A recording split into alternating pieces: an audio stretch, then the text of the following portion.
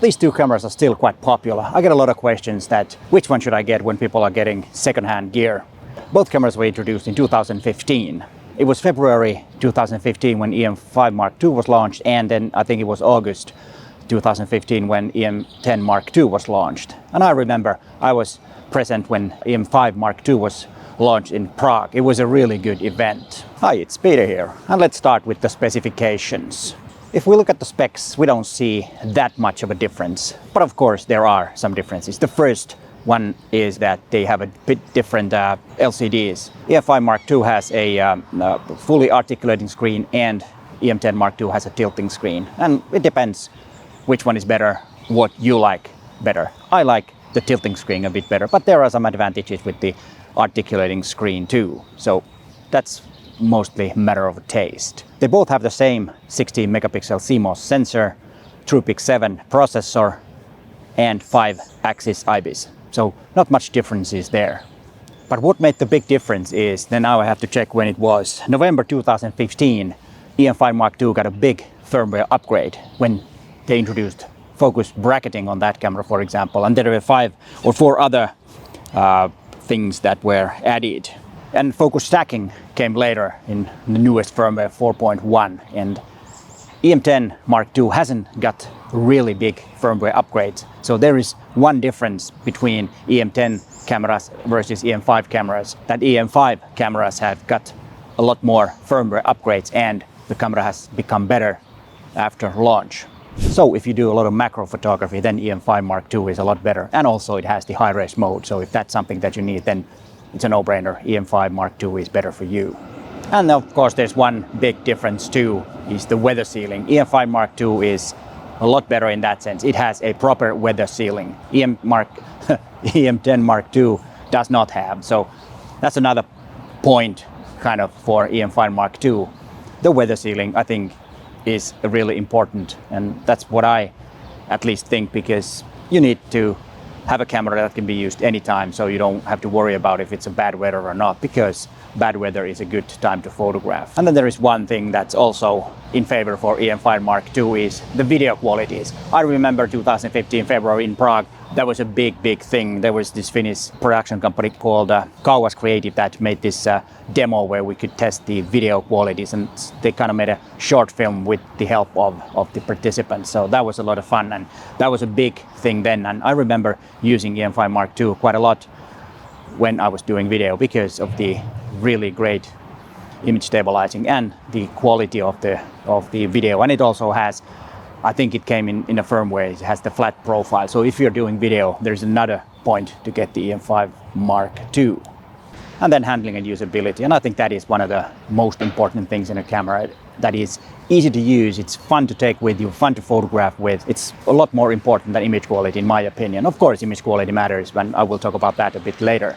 Both cameras are quite good to handle. They are a bit small to my hand, but then both have a accessory grip if you want to use them. I don't have the one for E-M10 Mark II, but I do have one for E-M5 Mark II, which I usually have it on because I think it's a lot better to handle, or more usability with the camera. It's more easier to use when you have the extra grip. So that is something that you might want to invest if you're getting this camera, or either one of these cameras. It makes the camera a lot more usable. Yeah, then the usability with the buttons are a bit different. You know, you have a lot more buttons to choose from in E-M5 Mark II.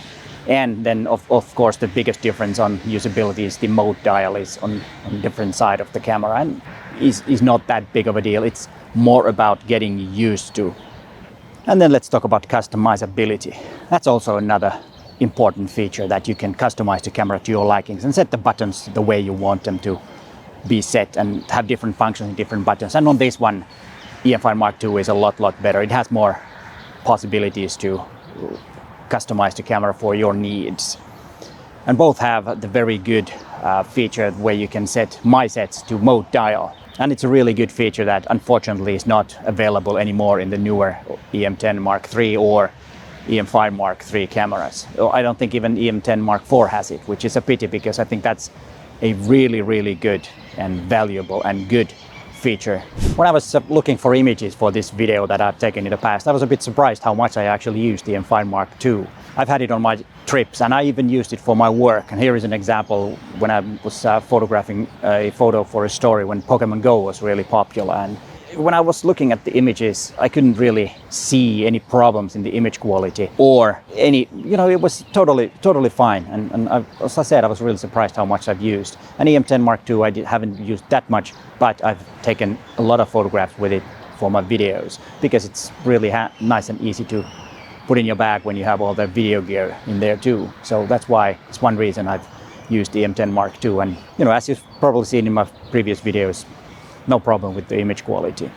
How is the image quality compared with these two cameras? I would say that there is no difference because they have the same sensor, same processor, and I think it's you can't tell apart. If you take one image with the E-M10 Mark II or E-M5 Mark II, you can't tell a difference. If you have the same lens, same settings and everything, there's no difference. The only difference to newer cameras or modern cameras is that the high ISO performance is of course better with the new ones. That's the only thing that I noticed when I went back to my archives and looked at images for this video, is that the high ISO isn't as good as it is now. So there is a big difference. So if that is something that you really feel that is important to you, then you might want to look newer cameras.